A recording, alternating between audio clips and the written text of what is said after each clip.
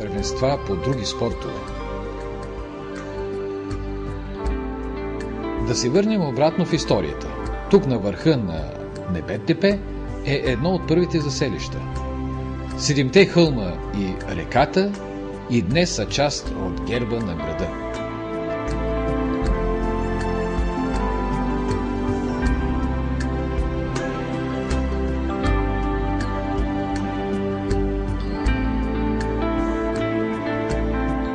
Историческите паметници доказват една история от повече от 7000 години.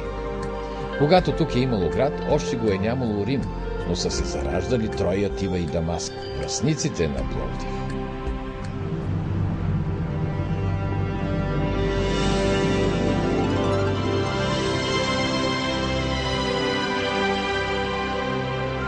Най-новият паметник на Хан Крум, владетелят, който пръв прави Пловдив български град. Едно нещо историята постоянно утвърждава, че нещата първо стават в Пловдив, а след това само се повтарят. Изобщо на пловдивчани не им липсва скромност, може би има защо. Как бихте описали духа на Пловдив? Духът на Пловдив има нещо възрожденско. Много са културните институции. Има търсене, има доста компактна, пишеща и творяща интелигенция. Художници, писатели, театърът е на висота. Така че духът, като формиращ поведението, е на лице и той е наистина на висота.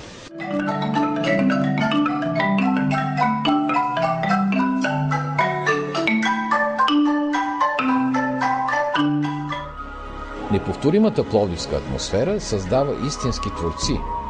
Вдъхновява хората на изкуството, които идват и от други градове и страни. Не случайно Пловдив беше признат за една от културните столици на Европа. Културният живот тук не стихва през цялата година, но през септември е неговият апогей. Тогава се провежда есенният салон на изкуството. Към постоянните галерии на големите пловдивски художници от близкото минало се прибавят десетки изложби на най-интересните творци от днешния ден. Театралният фестивал "Сцена на кръстопът" събира най-добрите български театрални постановки. Двама са малко, трима са много, се нарича фестивалът на кукленото изкуство. Пловдивските джаз вечери събират музиканти от цял свят. Не можем да изброим всичко. Пловдив все повече и повече става център на българския дух.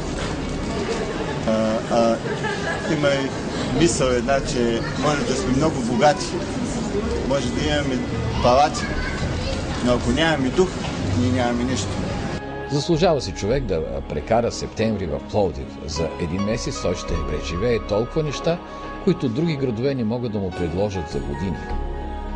През септември тук идват вече над 120 000 души.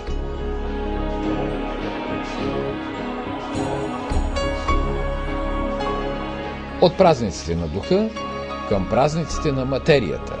Кадри от последния есенен международен панаир.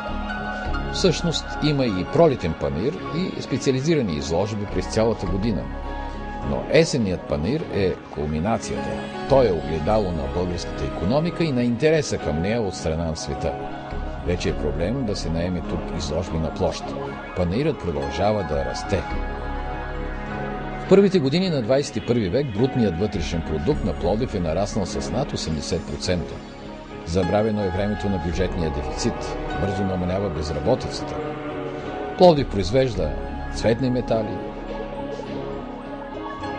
мотокари, велосипеди, парфюмерия и козметика, хранителни продукти.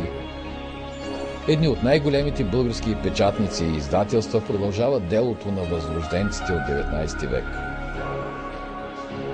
Този Пловдив представлява интерес за бизнесмените.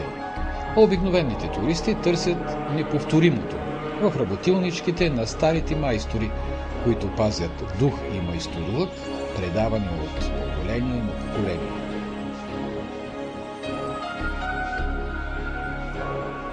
Пловдив е включен в Асоциацията на големите градове в Европа. Носител е на приза на швейцарското ваканционно изложение "Музей на открито".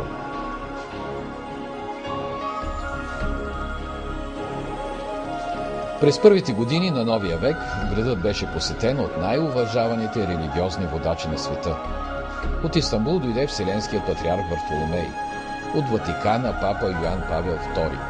Пловдивчани посрещат подобаващо именитите гости. Но не оставят и обикновения турист на произвола на съдбата. Модерни хотели и стотици уютни заведения гарантират незабравимо преживяване на гостите на града.